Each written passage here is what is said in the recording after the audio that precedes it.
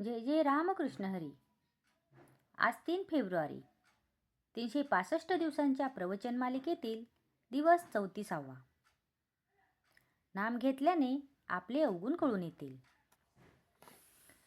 जगातली अनेक साधने जरी पाहिली तरी त्या सर्व साधनांची पहिली पायरी ही की मनुष्याला त्याचे अवगुण दिसू लागणे. जसजसे साधन वाढत जाईल तसे आपल्यातले अवगुण प्रखर रूपाने दिसू लागतात आणि त्या अवगुणांचा पुढे डोंगर वाटू लागतो. हे परमेश्वरा, इतक्या अवगुणांनी मी भरलेला असताना तुझे दर्शन व्हावे अशी मी कशी अपेक्षा करू?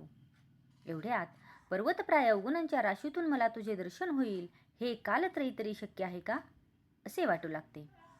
साधन करण्यापूर्वी रागीट माणूस कधी त्या रागाची खंत बाळगत नाही, किंबहुना तो अवगुण आहे हे मुळी त्याला पटतच नाही.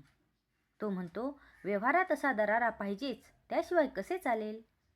एक साधक मला म्हणाला, अलीकडे मला फार राग येऊ लागला आहे. वास्तविक तो राग आतच येऊ लागला आहे. असे नसून पूर्वीपासूनच त्याच्याजवळ तो राग होता, परंतु साधन करू लागल्यापासून त्याला त्याची जाणीव होऊ लागली आहे, किंवा क्रोध वाईट आहे हे त्याला आत्ता कळू लागले आहे इतकेच. एक लग्नाचा मुलगा होता. त्याने बऱ्याच मुली पाहिल्या, पण एकही त्याच्या मनाला येईना. त्याचे आई वडील कंटाळून त्याला म्हणाले, तुला मुलगी पसंत पडू दे, मग आम्ही पुढचे काय करायचे ते ठरवू. ती काही मुलगी पाहायला बरोबर जात नसत. त्या मुलाची मोठी बहीण होती, तीच त्याच्याबरोबर जायची. एका ठिकाणाहून मुलगी पाहून आल्यावर मोठ्या बहिणीने त्याला विचारले, कशी वाटली रे तुला? त्यावर तो म्हणाला, नाही बुवा आपल्याला पसंत. मोठी बहीण चाणाक्ष होती. तिने फक्त त्याच्या तोंडासमोर आरसा धरला आणि विचारले, या प्रतिबिंबापुढे कशी काय वाटते?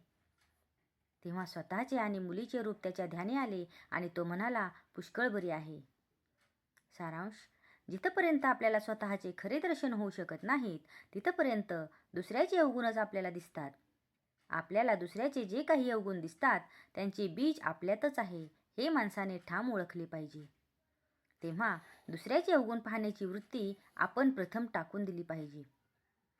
दुसऱ्याचे अवगुण पाहणे हा साधा नेहमीचा व्यवहार आहे, तो परमार्थ नव्हे. खरा परमार्थी जो असतो तो आज सतत आत्मपरीक्षण करीत असतो.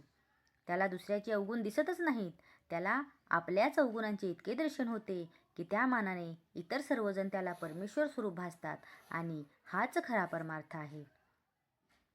आत्मपरीक्षा करून स्वतःमधील अवगुणांच्या बीजाचे उच्चाटन करणे हे एक मोठे साधन आहे आणि साधण्यास नामस्मरणासारखे दुसरे कोणतेही साधन नाही.